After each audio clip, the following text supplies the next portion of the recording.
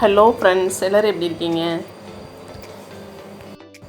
புரட்டாசி மாதம்னாவே எல்லாம் பொதுவாக பெருமாளுக்கு எல்லாம் விரதம் எடுப்பாங்க. இப்போ பார்த்திங்கன்னா எல்லாம் லெமன் சாதம், தயிர் சாதம், புளியோதரை இந்த மாதிரி ஐட்டம் தான் விரும்பி சாப்பிடுவாங்க.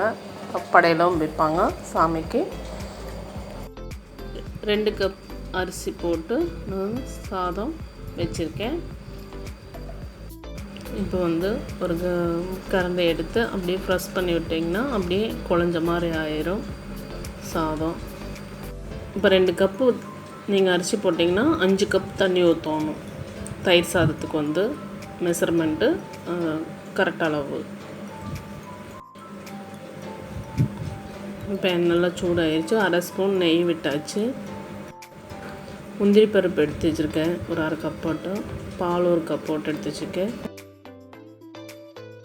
தயிர் 1/2 லிட்டரு கெட்டி தயிராக எடுத்து வச்சுருக்கேன். இப்போ அந்த முந்திரி நெய்யில் வறுத்துக்கலாம்.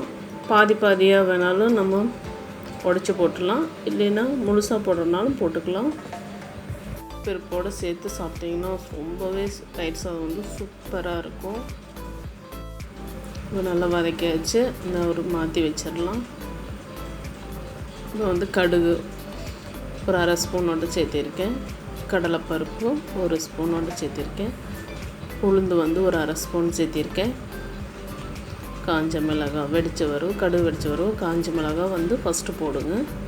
நம்ம உடைச்சி போடாமல் அப்படியே முழுசாகவே போட்டுருங்க, இல்லைன்னா அந்த கலர் சேஞ்ச் ஆகும். கருவேப்பிலும் போட்டால் நல்லா வதக்கியாச்சு. நீ அவ்வளோதான், அடுப்பு ஆஃப் பண்ணிக்கலாம். இப்போ நம்ம சாதத்தில் நம்ம தயிர் விட்டு குழச்சி எடுத்துடலாம். கொஞ்சம் கொஞ்சமாக விட்டு நல்லா கலக்கி எடுங்க.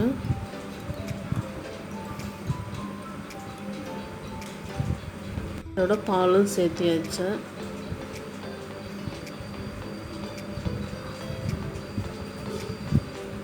இது இருக்கிற தயிரும் சேர்த்திக்கலாம். உப்பு தேவையான அளவு போட்டுக்கணும். அதை நீங்கள் உடனே சாப்பிட்ற மாதிரி இருந்தால் அந்த முந்திரி பருப்பு இதில் சேர்த்திக்கங்க, இல்லைன்னா சேர்த்த வேண்டாம், நீங்கள் சாப்பிடும்போது சேர்த்திக்கிங்க. இப்போ நம்ம தாளிச்சோம் பார்த்திங்களா, அது மட்டும் எடுத்து மிக்ஸ் பண்ணி விடலாம். நம்ம சாப்பிட்ற அளவுக்கு இருக்கட்டுங்க. இல்லைன்னா இன்னும் கொஞ்சம் லேட் ஆகும் அப்படின்னு சொன்னால் இன்னும் கொஞ்சம் நம்ம தண்ணி மாதிரி கொலன்னு வச்சுக்கலாம். அப்போ அந்த உறிஞ்சி எடுத்துரும், இந்த கரெக்டான பதத்துக்கு வந்துடும். இப்போது பச்சை கருவேப்பிலும் அப்புறம் கொத்தமல்லி கட் பண்ணி வச்சுருக்கேன். கேரட் கொஞ்சம் நீட்டாக கட் பண்ணி அதில் மிக்ஸ் பண்ணி விட்றேன். அதுவும் நல்லா டேஸ்ட்டாக இருக்கும், பார்க்குறக்கும் நல்லா கலர்ஃபுல்லாக இருக்கும். இப்போ நாங்கள் உடனே சாப்பிட போகிறோம், அதனால் நான் முந்திரி பருப்பு சேர்த்துட்டேன். அதோட மாதுளம்பழம் சேர்த்தியாச்சு. சேர்த்திட்டு லைட்டாக மிக்ஸ் பண்ணி விடுங்க. மிக்ஸ் பண்ணி கலந்து விடாதீங்க, ஏன்னா அது உடஞ்சிட்டா ரெட் கலராக ஆயிரும் சாதம். ரெடி ஆயிடுச்சு. இந்த வீடியோ உங்களுக்கு பிடிச்சிருந்தால் லைக் பண்ணுங்கள், ஷேர் பண்ணுங்கள், சப்ஸ்கிரைப் பண்ணுங்கள்.